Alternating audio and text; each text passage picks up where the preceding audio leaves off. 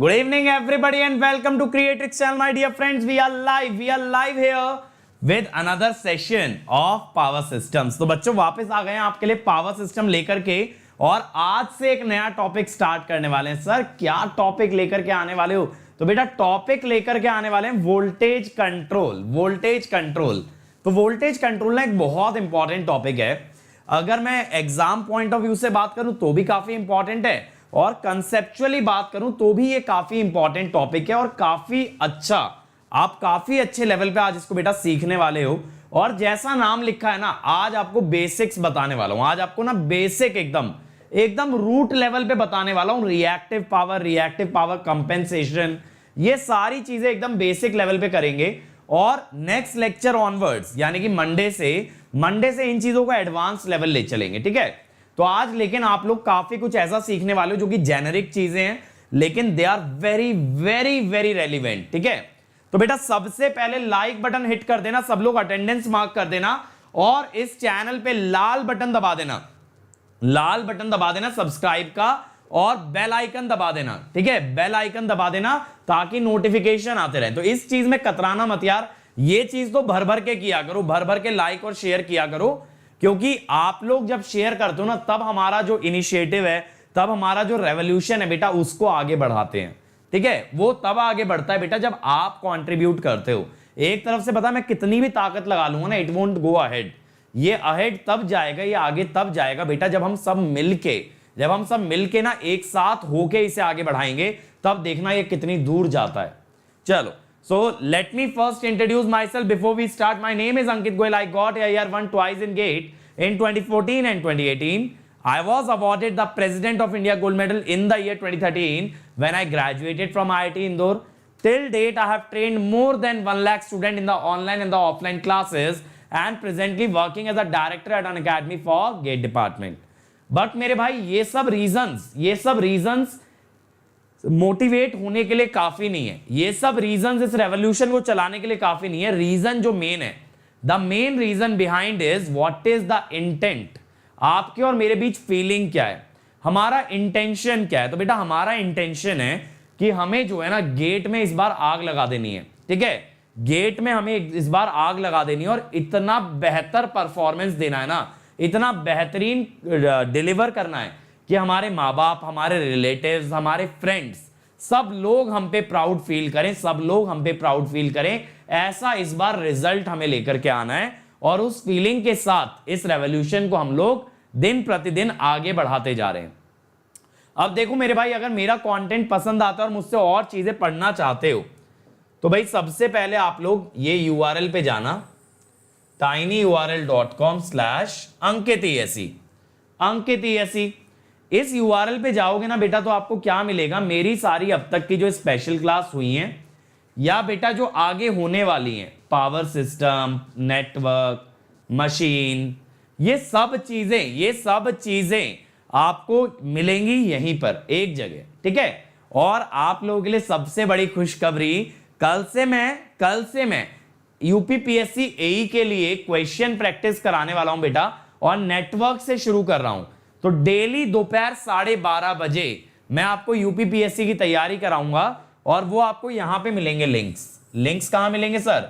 Upcoming special classes में बेटा, upcoming special classes में आपको लिंक्स मिल जाएंगे। तो इन लिंक्स को जरूर विजिट करना, और एक एक क्लास अटेंड करना, एकदम फास्ट ट्रैक हो जाओगे प्रॉब्लम सॉल्विंग में, एकदम तेज हो जाओगे। इसके अलावा मेरे भाई देखो, अगर प्लस पे आते हो तो क्या बेनिफिट्स मिलते हैं? सारे टॉप एजुकेटर्स की live class, weekly quiz, test series, practice question, previous year question, crash course, rank improvement batch, doubt clearing, बेटा इतना कुछ एक सिंगल प्लेटफॉर्म पे मिलता है। That is plus. तो इसमें सारे इंडिया के टॉप एजुकेटर्स बेटा एक जगह आके आपको पढ़ाते हैं, ठीक है। आपके सारे डाउट्स भी आंसर करते हैं, आपको मटेरियल भी प्रोवाइड करते हैं, टेस्ट भी लेते हैं। और पता है मैं तो पर्सनली हर संडे टेस्ट लेता हूं बच्चों का, हर संडे बच्चों का टेस्ट लिया जाता है। And that is the best part about Unacademy, कि सीखते सीखते खुद को इवैल्यूएट भी करते चलो। सिर्फ ये नहीं है कि सर पढ़े जा रहे हैं, लास्ट में आगे क्वेश्चन ही नहीं बने, नहीं बेटा। आपको पहले दिन से ऐसा ट्रेन किया जाएगा कि आप लोग टाइमर के साथ क्वेश्चन सॉल्व कर पाओ। इसके अलावा देखो आइकॉनिक पे जाते हो तो क्या होता है, आइकॉनिक बेटा आपको प्लस वाले सारे बेनिफिट देता है एंड साइड बाय साइड देता है आपको एक पर्सनल कोच, एक पर्सनल कोच। अब ये पर्सनल कोच क्या करता है, ये बेटा आपकी सारी क्वेरीज आंसर करता है कि कैसे तैयारी करनी है, कब करनी है, क्यों करनी है। तो सब चीजें आपको लगातार मोटिवेटेड रखता है, आपको लगातार बेटा मोटिवेटेड रखता है ताकि आप लोग बेहतर से बेहतर परफॉर्म करते जाओ। इसके अलावा बनवाता है आपका स्टडी प्लानर, स्टडी प्लानर कि भाई कैसे तैयारी करनी है, क्या टाइम मैनेजमेंट, क्या शेड्यूल होगा। स्टडी मटेरियल, थ्योरी और क्वेश्चन बैंक का स्टडी मटेरियल, टेस्ट एनालिसिस, ठीक है, आपको अलग से टेस्ट का एनालिसिस करके बताएगा, और स्टडी बूस्टर, आपको हर 2 हफ्ते में एक सेशन लगा के आपको स्टडी बूस्ट करवाएगा।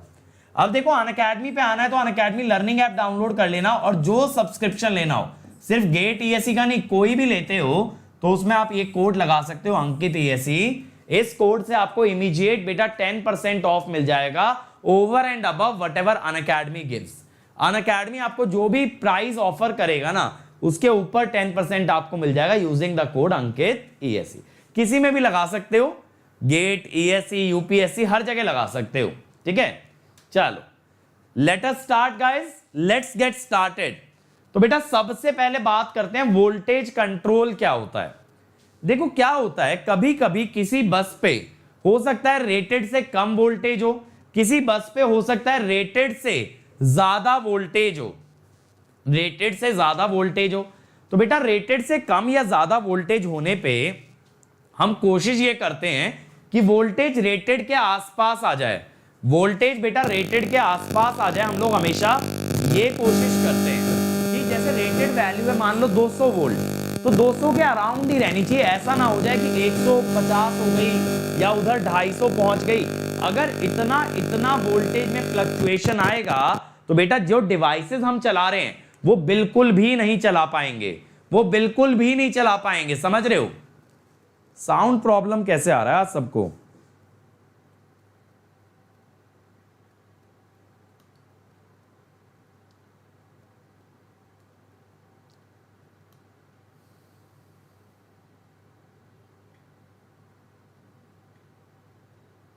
अब बताओ बच्चों, अब सही है? अब सही आ रहा है? चलो वेरी गुड। तो बेटा जो भी डिवाइसेस हैं उन्हें सेफली तभी ऑपरेट किया जा सकता है जब आपकी जो डिवाइसेस है ना उनको वोल्टेज वही मिले जो रेटेड है। तो हम लोग क्या करते हैं, हम लोग एक टॉलरेंस लेवल सेट करते हैं कि 5% फ्लक्चुएशन चलेगा, 5% से ज्यादा फ्लक्चुएशन बर्दाश्त नहीं हो पाएगा। तो इसीलिए +5% यानी रेटेड से 5% ज्यादा या रेटेड से 5% कम, इतना वोल्टेज का fluctuation we can tolerate but not more than that. अब अगर कोई मेरे से ये पूछे कि सर रेटेड के ऊपर जा कैसे सकती है वोल्टेज, तो बेटा 2 कारण हो सकते हैं। या तो आपने लोड लगा दिया है लीडिंग, है ना, लीडिंग लोड यानी कैपेसिटिव लोड लगाओगे तो you know that voltage regulation is negative, है ना, यानी कि रिसीविंग एंड का वोल्टेज सेंडिंग से ज्यादा हो सकता है। दूसरा रीजन बेटा मैं आपको पढ़ा चुका हूं, फेरेंटी इफेक्ट। आपने खुद ये देखा था फेरेंटी इफेक्ट में क्या हुआ था, नो लोड पे रिसीविंग एंड की वोल्टेज सेंडिंग से ज्यादा थी।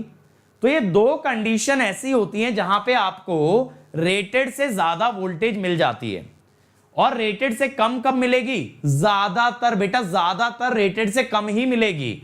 सर क्यों कम मिलेगी? क्योंकि बेटा ज्यादातर लोड लैगिंग होते हैं और लैगिंग लोड्स के लिए वोल्टेज घटती है, वोल्टेज बढ़ती नहीं है बल्कि वोल्टेज घटती है, ठीक है, वोल्टेज घटती है। अब विक्रम कुमार का क्वेश्चन है सर वोल्टेज को कंट्रोल कर रहे हैं, करंट क्यों नहीं?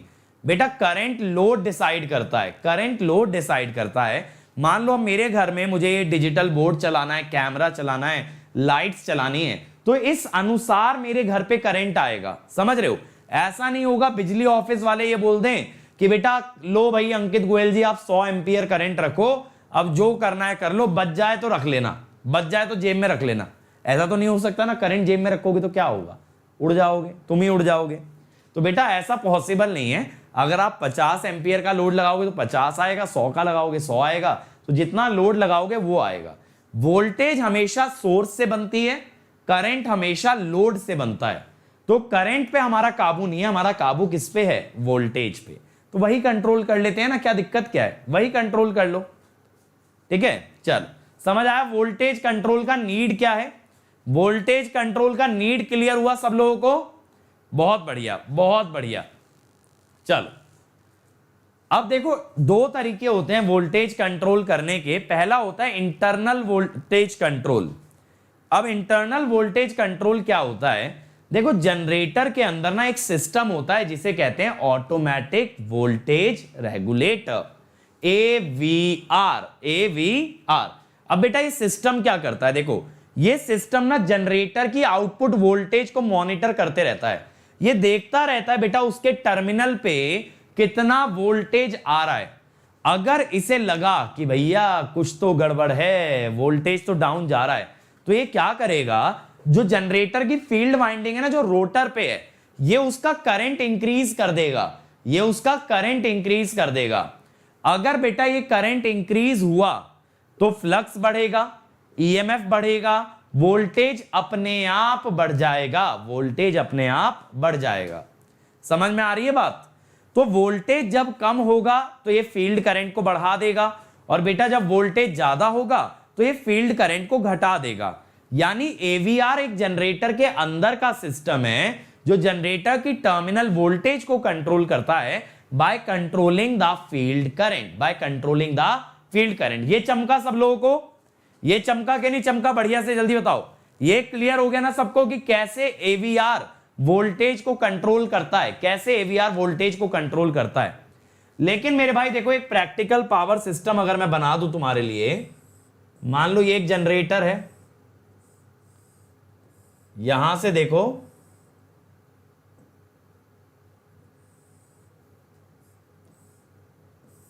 मान लो ये भी बस कनेक्टेड है और ये भी बस कनेक्टेड है। तो अगर बेटा जनरेटर की वोल्टेज बदल दी तो उससे जुड़ी सारी बसेस, उससे जुड़ी बेटा सारी बसेस की वोल्टेज बदल जाएगी। अब हो सकता है गलती एक बस की हो, यानी ऐसा हो सकता है किसी एक बस का वोल्टेज रेटेड से ऊपर या नीचे हो, रेटेड से ऊपर या नीचे हो, ऐसा हो सकता है बेटा। लेकिन उस चक्कर में सजा सबको क्यों मिले? ठीक है, उस चक्कर में सजा सबको क्यों मिले? तो बेटा इसीलिए ये मेथड रिकमेंडेड नहीं है। ये मेथड बेटा रिकमेंडेड नहीं है। बात मेरी क्लियर हुई? बात मेरी क्लियर हुई? ठीक है हरेंद्र मेरे भाई, वेरिएबल रेजिस्टेंस लगा सकते हो फील्ड वाइंडिंग पे करंट कंट्रोल करने के लिए, या फिर इसके अलावा आपका जो डीसी एक्साइटर है आप उससे भी चेंज कर सकते हो फील्ड वाइंडिंग का वोल्टेज और फील्ड वाइंडिंग का करंट। क्या होता है ना, एक डीसी जनरेटर या डीसी एक्साइटर की मदद से फील्ड वाइंडिंग एक्साइट की जाती है। ठीक है, बहुत सारे रास्ते, पोटेंशियल डिवाइडर है इजीएस्ट तरीका। ठीक है, तो बेटा यहां पे देखो, अगर जनरेटर वोल्टेज, ये जनरेटर वोल्टेज चेंज हुई तो इससे जुड़ी सभी बसेस की वोल्टेज चेंज होगी। समझ में आया? अगर इससे जुड़ी सभी बसेस की वोल्टेज चेंज होगी बेटा, तो एक बस की गलती से ऐसा हो सकता है बाकी बसेस की वोल्टेज पहले तो लिमिट में थी, अब उल्टा इफेक्ट हो गया कि वो लिमिट के बाहर चली गई।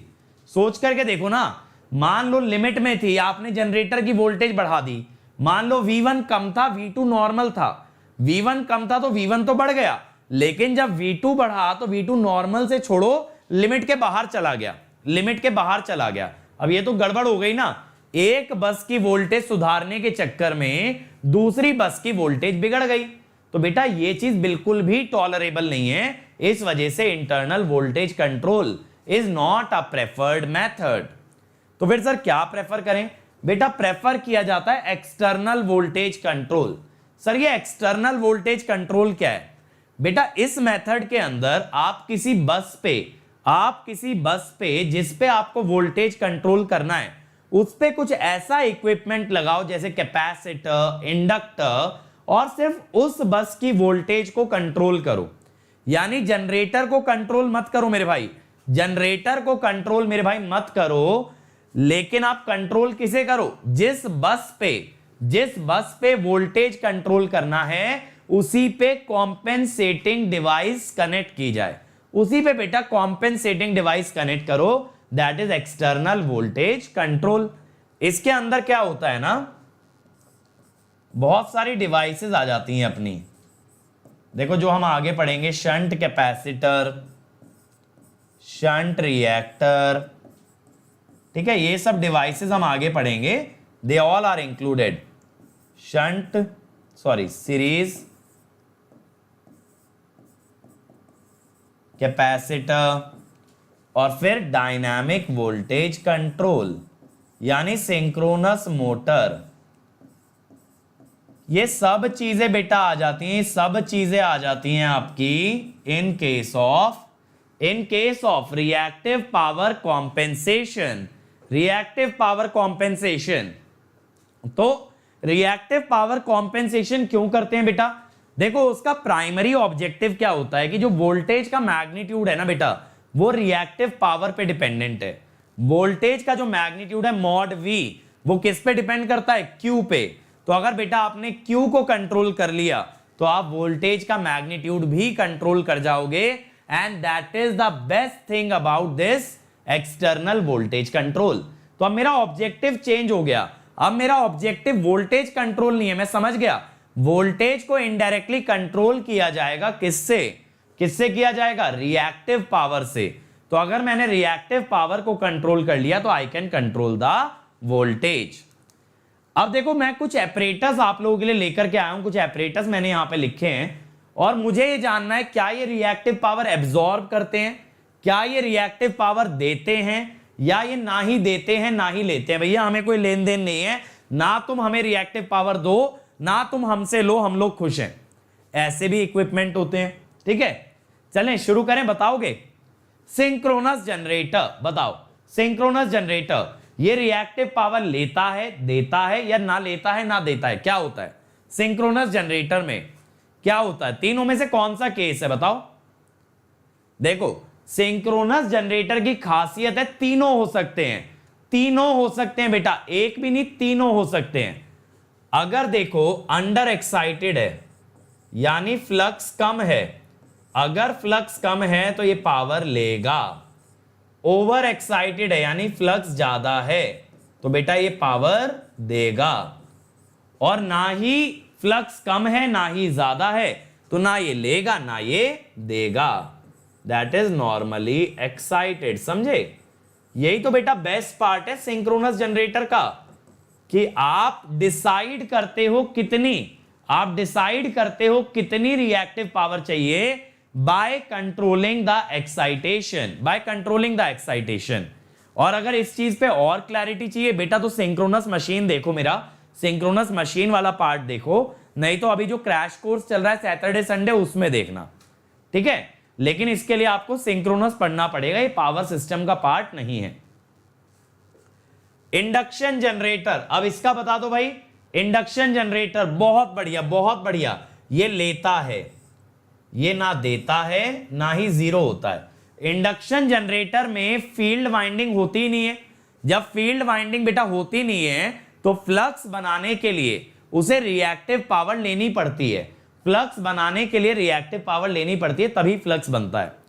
और मेरे भाई एक चीज बताओ, आज बच्चे तो काफी आए हैं लेक्चर में, लेकिन लाइक कहां है बेटा, लाइक क्यों नहीं कर रहे हो मुझे बताओ। आपको मैंने बता रखा है ना अटेंडेंस मार्क करनी कंपलसरी है, अटेंडेंस मार्क करनी बेटा कंपलसरी है, तो लाइक हो जाना चाहिए यार, लाइक तुरंत दबा दिया करो, लाइक में संकोच मत करो।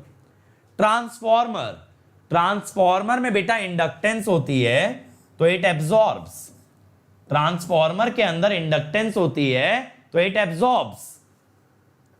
ट्रांसमिशन लाइन ये बताओ ये लेती है या देती है, तो बेटा इसमें डिपेंड करता है, ये लेती है when loading is greater than SIL, जो कि जनरली होता भी है, ये देती है when loading is less than SIL। याद है मैंने करवाया था एक क्वेश्चन भी कि लाइन का नेचर कैपेसिटिव हो जाता है अगर लोडिंग लेस देन SIL होती है, यानी वो देने लगती है, और जब लोडिंग इक्वल टू SIL होती है तब लाइन हमारी रेजिस्टिव बिहेव करती है, लोडिंग इक्वल टू SIL में मैंने कराया था ना unity power factor, unity power factor कराया था।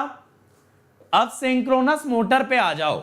सिंक्रोनस मोटर, इसका खेलना जनरेटर जैसा ही होता है, सेम जनरेटर वाला होता है। अंडर एक्साइटेड माने फ्लक्स कम है तो लेगी, ओवर एक्साइटेड माने फ्लक्स ज्यादा है तो देगी, और नॉर्मली एक्साइटेड माने ना कम है ना ज्यादा है, तो ना तो ये लेगी ना तो ये देगी। ठीक है, normally excited. Induction motor, induction motor सिर्फ लेती है, ये दे नहीं सकती, ये दे नहीं सकती, क्योंकि इसको फ्लक्स बनाने के लिए इसके पास फील्ड वाइंडिंग तो है नहीं। अगर इसके पास बेटा फील्ड वाइंडिंग नहीं है तो इसको रिएक्टिव पावर लेनी पड़ेगी। हीटर, हीटर बेटा ना रिएक्टिव पावर लेता है ना देता है, it is a resistive element, it is a resistive element. ठीक है, ठीक है भाई। अब देखो बेटा, आपका बेसिक स्ट्रॉन्ग करने के लिए ना आज आपको एक कॉन्सेप्ट बताने वाला हूं, आज आपको एक कॉन्सेप्ट बताने वाला हूं आपका बेसिक तगड़ा करने के लिए। तो are you guys ready, are you guys ready to make your basic very very strong? Are you guys ready to make your basic very very strong? Reactive power के बारे में, रिएक्टिव पावर के बारे में आपका बेसिक बिल्ड करने वाला हूं। चलो, तो कैपेसिटर की बात करते हैं, कैपेसिटर की बात करते हैं, आगे तक के लिए कंफ्यूजन खत्म कर देंगे। Rashid, UG cable transmission line की तरह ही तो बिहेव करेगी बेटा, ट्रांसमिशन लाइन की तरह ही बिहेव करेगी, बस इतना होता है उसका कैपेसिटेंस ज्यादा डोमिनेट करता है as compare to overhead line, उसका कैपेसिटेंस ज्यादा होता है। देखो देखो मेरे भाई, आज ना आपको एक बहुत बेसिक सा ब्यूटीफुल सा कॉन्सेप्ट पढ़ाते हैं जहां से बहुत अच्छी क्लैरिटी आपको मिलने वाली है, गारंटीड। देखो VC, ठीक है। अब बेटा देखो, अगर VC होता है Vm sin omega T,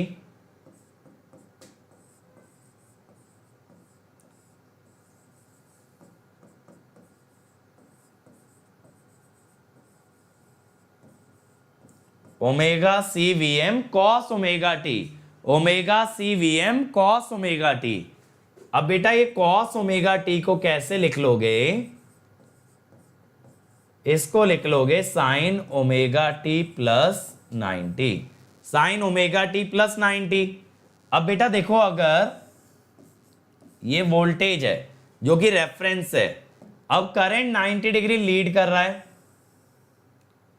current 90 degree lead कर रहा है, तो ये हो गया ना। अब 90 डिग्री लीड कर रहा है और देखो यहां करंट पॉजिटिव में घुस रहा है, I एंटर्स। ध्यान से देखते चलना, बहुत प्यारा कॉन्सेप्ट है, बहुत मजेदार कॉन्सेप्ट है। I एंटर्स पॉजिटिव टर्मिनल, तो हम ये कह सकते हैं कैपेसिटर एब्जॉर्ब्स, क्योंकि जब कभी करंट पॉजिटिव टर्मिनल में घुसता है तो पावर एब्जॉर्ब होती है, लेकिन पावर फैक्टर लीडिंग है, तो capacitor absorbs leading Q, capacitor absorbs leading reactive power. अब देखो इसका उल्टा कर देते हैं। अब आप कहोगे सर कैपेसिटर डिस्चार्ज भी तो हो ही सकता है, आपने तो चार्जिंग मन से ले लिया। बिल्कुल सही बात है बेटा, कैपेसिटर डिस्चार्ज भी हो सकता है, मैंने कब बोला नहीं हो सकता? ठीक है, ये आई हो गया। अब की बार डिस्चार्जिंग मान लिया, डिस्चार्जिंग अगर मान लिया बेटा, तो यहां कैपेसिटर डिलीवर्स आ रहा है ना, पॉजिटिव से अगर करंट निकले, पॉजिटिव से निकले तो डिलीवरिंग, लेकिन बेटा जब करंट निकलता है ना तो C DV by D T नहीं लगता, minus C DVC by D T लगता है। फिर से आप वीसी वैसा ही ले लो, Vm साइन ओमेगा टी। अगर आपने ऐसा लिया तो आई हो जाएगा minus cos, minus cos, minus cos क्या होगा? ये होगा ना। तो इसका क्या मतलब है बेटा कि अगर आपकी ये वोल्टेज है तो जो आपका करंट है ना वो 90 डिग्री लैग कर रहा है, तो ये क्या कर रहा है, 90 डिग्री लैग कर रहा है। ठीक है, 90 डिग्री लैग कर रहा है। अब ये पता हमें डिलीवर कर रहा है और हमें यहां से दिख गया लैग कर रहा है, तो capacitor delivers lagging Q, capacitor delivers lagging Q. अब बेटा जब दोनों स्टेटमेंट कंबाइन कर लें, अगर हम दोनों स्टेटमेंट कंबाइन कर लें तो एक बहुत ब्यूटीफुल अंडरस्टैंडिंग बन जाती है हमारी, एक बहुत बेहतरीन अंडरस्टैंडिंग बन जाती है हमारी कि कैपेसिटर, ध्यान से समझना, lagging Q, sorry, capacitor absorbs leading Q और कैपेसिटर डिलीवर्स लैगिंग क्यू। अब देखो बेटा, एब्जॉर्ब और डिलीवर में एक माइनस साइन आता है।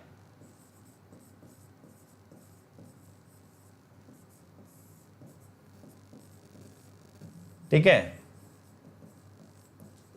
और लैगिंग और लीडिंग में भी एक माइनस साइन आता है।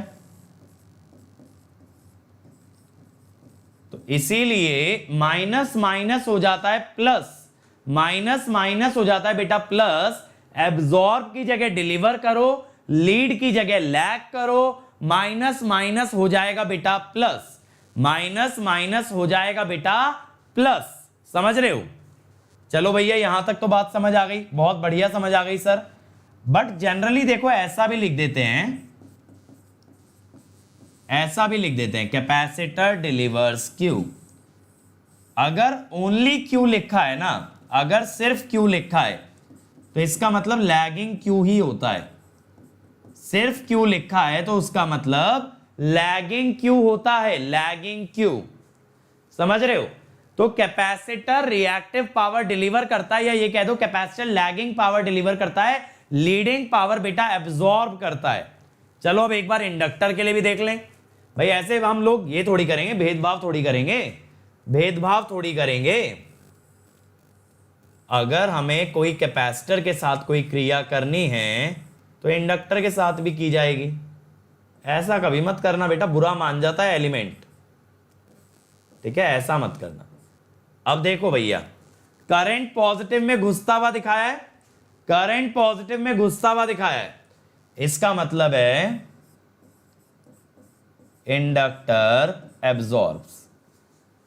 और देखो जब करंट पॉजिटिव में एंटर करता है ना, तो रूल ये होता है VL equal to LdIL by dt। अब की बार IL को कुछ मान लेते हैं, Im साइन ओमेगा t, तो VL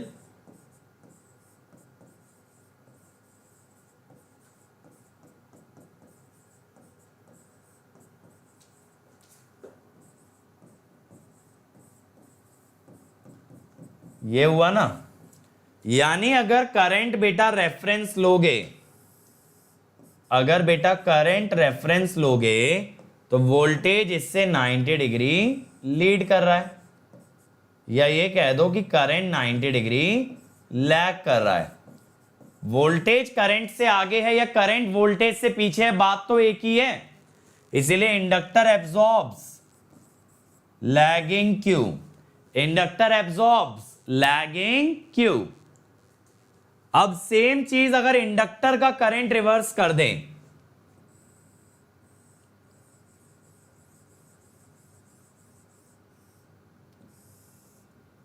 इंडक्टर का अगर बेटा करंट रिवर्स कर दिया जाए,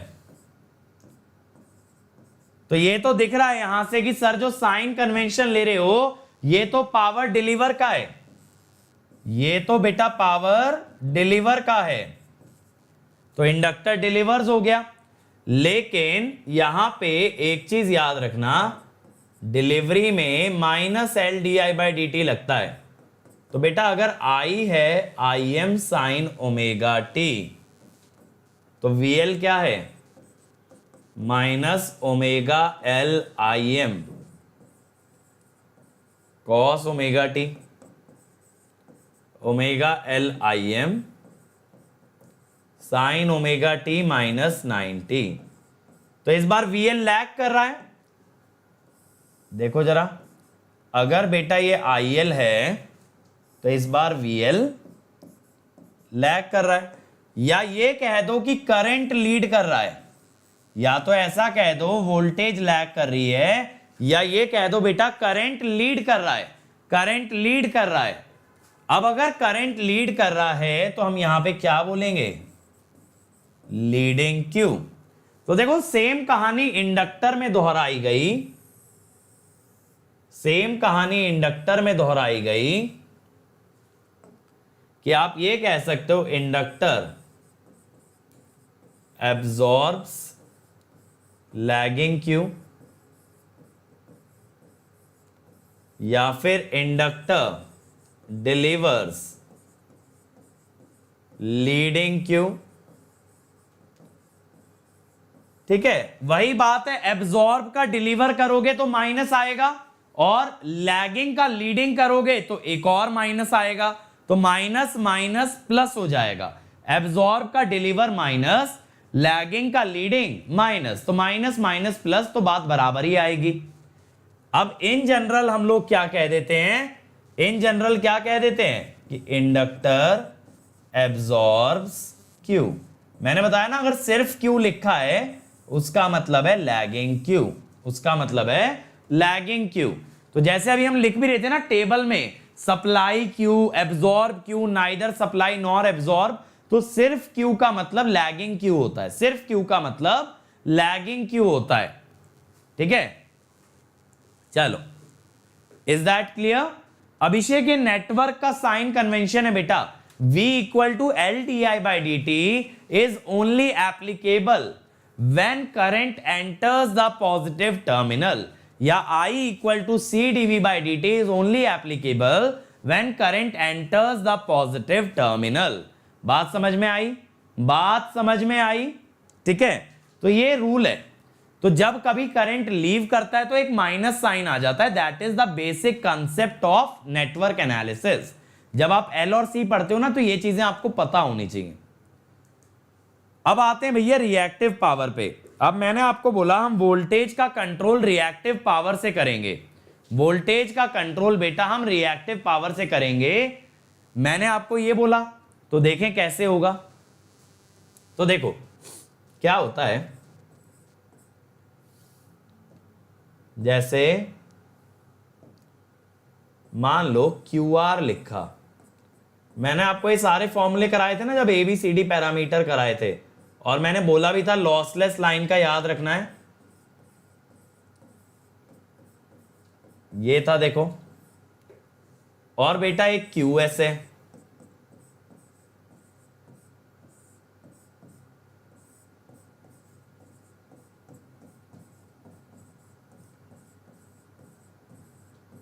ये।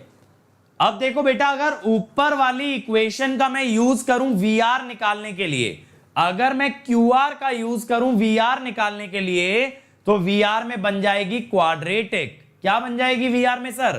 क्वाड्रेटिक। तो बेटा क्वाड्रेटिक सॉल्व करना टफ पड़ेगा, लेकिन अगर नीचे वाली इक्वेशन का यूज करें then we can easily figure out the value of VR without solving a quadratic.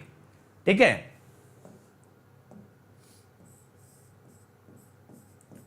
Prefer this equation to compute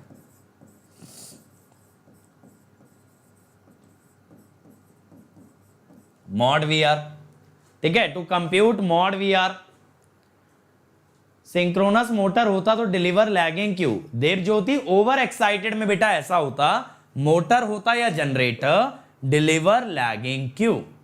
ठीक है, अगर ओवर एक्साइटेड है माने मोटर के पास ऑलरेडी बहुत ज्यादा फ्लक्स, बहुत ज्यादा मैग्नेटिक फील्ड है, तो वो डिलीवर कर देगी, अगर कम है तो एब्जॉर्ब कर लेगी।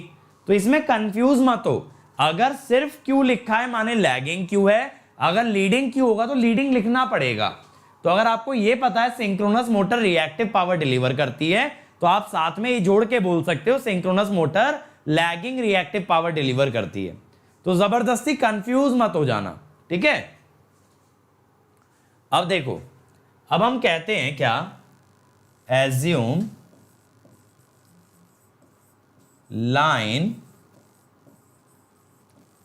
Does not absorb. देखो ये अप्रोक्सीमेशन है, ये गेट में नहीं चलेगी, ये ईएससी में चलेगी।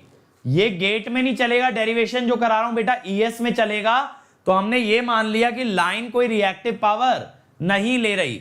अगर लाइन ने कोई रिएक्टिव पावर नहीं लिया मेरे भाई, तो Q R equal to Q S equal to Q load. अब देखो एट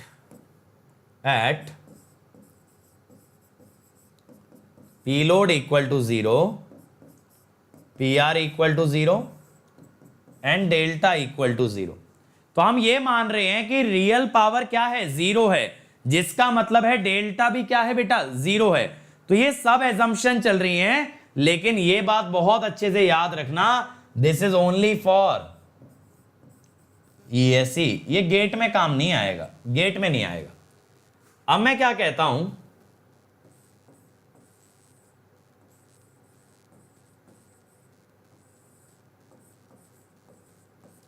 देखो एक्स क्यू एस की जगह क्यू लोड रख दिया, क्यू एस की जगह क्यू लोड रख दिया। अरे मेरे भाई कंफ्यूज क्यों हो रहे हो जनरेटर मोटर में? ओवर एक्साइटेड में दोनों देते हैं, अंडर एक्साइटेड में दोनों लेते हैं। ओवर एक्साइटेड माने ज्यादा है तो दे देगा, अंडर एक्साइटेड माने कम है तो ले लेगा। सिंपल तो है। फिर चाहे मोटर हो या जनरेटर, ज्यादा वाला देगा ही देगा, कम वाला लेगा ही लेगा। अब वी आर क्या हो गया, कितना सिंपल सा तो तरीका बता रहा हूं।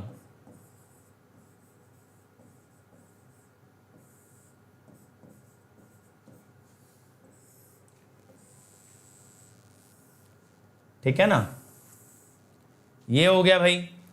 अब यहां पे हमें क्या समझ आ रहा है कि वी आर को कंट्रोल करने का तरीका क्या होगा, या तो वीएस को कंट्रोल करो, ये होता है इंटरनल कंट्रोल, जो कि मैंने बोला रिकमेंडेड नहीं है, ठीक है, ये है इंटरनल कंट्रोल।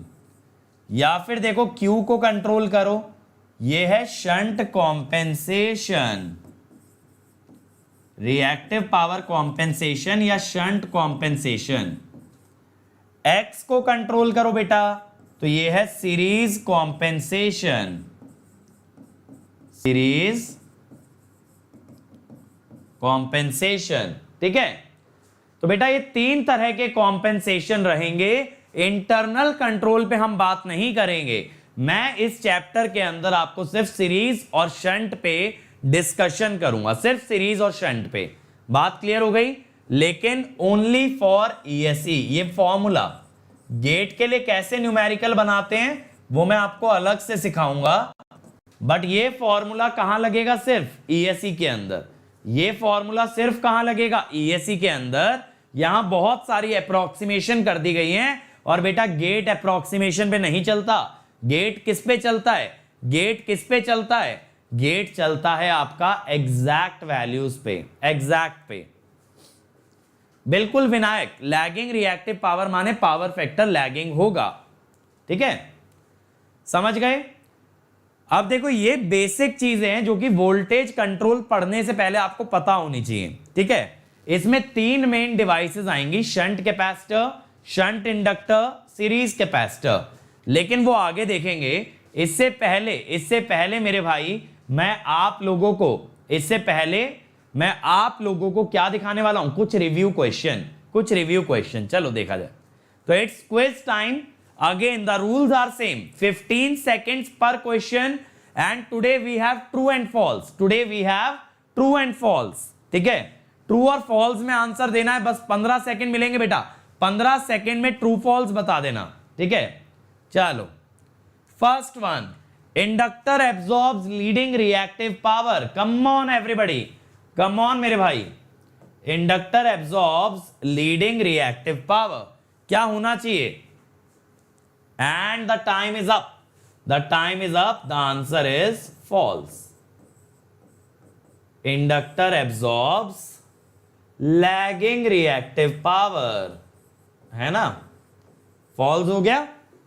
बहुत बढ़िया, अगले पे चल रहे हैं। Next one, capacitor absorbs leading reactive power. भाई capacitor absorbs leading reactive power, come on everyone.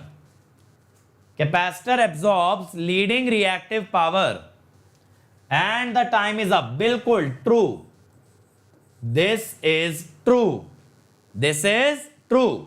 Very good everybody, very good. इससे ये समझ आ रहा है आप लोग समझ रहे हो जो चीजें मैं बता रहा हूं। अगला, induction generator delivers reactive power. Come on everybody, induction generator delivers reactive power. क्या होगा, ट्रू या false? This will be false, this will be false. समझ गए, समझ गए? इसका मतलब है सब लोग पढ़ चुके हैं, सब लोग सीख चुके हैं जो रिएक्टिव पावर के बारे में बताया गया है। और अगर इन 3 क्वेश्चन में गलती किए हो तो बेटा ये वीडियो दोबारा देखनी पड़ेगी, तभी समझ आएगा, दोबारा देखनी पड़ेगी तभी समझ आएगा, ठीक है। तो अगर कहीं भी कंफ्यूजन है रिएक्टिव पावर को लेके, क्योंकि ये चैप्टर पूरा रिएक्टिव पावर बेस्ड है, तो जंक्शन पे भी मैंने कवर किया है पूरा रिएक्टिव पावर। इलेक्ट्रिकल जंक्शन पे 3-4 वीडियो की सीरीज है, देख डालो, निपटा डालो, ठीक है, वहां रिएक्टिव पावर कवर्ड है। अब देखो, अगर आपको मेरे और लेक्चर्स देखने हैं तो इस URL पे मिलेंगे। और मैं कल से, जैसा मैंने बताया, 12:30 बजे यूपीपीएससी की प्रैक्टिस कराने वाला हूं स्पेशल में, यूपीपीएससी AE, ठीक है। यहां मिल जाएगा लिंक अपकमिंग स्पेशल क्लास में। इसके अलावा देखो, अनअकैडमी पे आते हो तो आपको 12 मंथ्स का सब्सक्रिप्शन अंकित ESE कोड लगा के पड़ता है 27,225, और 18 मंथ्स 34,650, 24 मंथ 39,600। इसके अलावा मेरे भाई प्लस पे आपको मिलेंगे इंडिया के सभी टॉप एजुकेटर के live class, daily practice paper, weekly quiz, test series, practice question, question bank, previous year question, ठीक है, और crash course, rank improvement batch, doubt solving, सब कुछ मिलेगा आपको प्लस पे। इसके अलावा देखो, अगर आइकॉनिक पे आते हो तो 12 मंथ्स का पड़ेगा अंकित ESE कोड से 45,225, और 2 ईयर का पड़ेगा 66,600। कोड मत भूल जाना, कोड मत भूल जाना, इट्स वेरी वेरी इंपॉर्टेंट। और बेटा आइकॉनिक में प्लस का तो सब कुछ मिलेगा, साथ साथ मिलेगा एक पर्सनल कोच जो आपको गाइड करेगा, आपके डाउट क्लियर करेगा, आपका टेस्ट एनालिसिस देगा, स्टडी मटेरियल एक्स्ट्रा मिलेगा, और इसके अलावा इंटरव्यू गाइडेंस बहुत जल्द उसमें ऐड होने वाला है। इसके अलावा मेरे भाई मुझे अनअकैडमी ऐप डाउनलोड करके इस लिंक से फॉलो कर लेना, मेरे सारे लाइव क्लास देख पाओगे जब जब मैं अनअकैडमी पे लाइव आने वाला हूं। इसके अलावा ये हमारा टेलीग्राम चैनल है, यहां लेक्चर के लिंक्स, ठीक है, फाइल्स मिल जाएंगी और सारे लिंक्स मिल जाएंगे। और मेरा पर्सनल टेलीग्राम चैनल बच्चों आपको पता है t.me/GateAIR1, यहां से आप मेरे साथ पर्सनली कनेक्ट हो सकते हो। इसके अलावा अदर चैनल्स देखो, GATE MEPIXE civil, Telugu, JEE computer science, GATE question, junction, Pathshala and GS terminal. SSC का क्लास इन 2 चैनल्स पे बेटा आपको मिलेगा, GS टर्मिनल पे नॉन टेक्निकल और SSC JEE पे टेक्निकल। इसके अलावा पाठशाला पे मिलेंगे बेहतरीन एनिमेटेड वीडियोस। जंक्शन पे अभी मैं ओपैम्प पढ़ा रहा हूं डेली रात को 8:30 बजे, ठीक है। गेट क्वेश्चन पे आपको मिलेंगे PYQs के solution. So thank you everybody, like share और सब्सक्राइब कर देना, इस चैनल को सब्सक्राइब जरूर करना, बेल आइकन जरूर दबाना, और अपने सभी दोस्तों से यार वीडियो शेयर कर दिया करो ताकि वो लोग भी इस कंटेंट का फायदा उठा पाए, ठीक है। तो चलिए दोस्त, मिलते हैं कल हमारा क्रैश कोर्स रहेगा, जैसा आप जानते हो, सिंक्रोनस कवर कराऊंगा 4:30 से 6:30 बजे, ठीक है। Thank you everybody.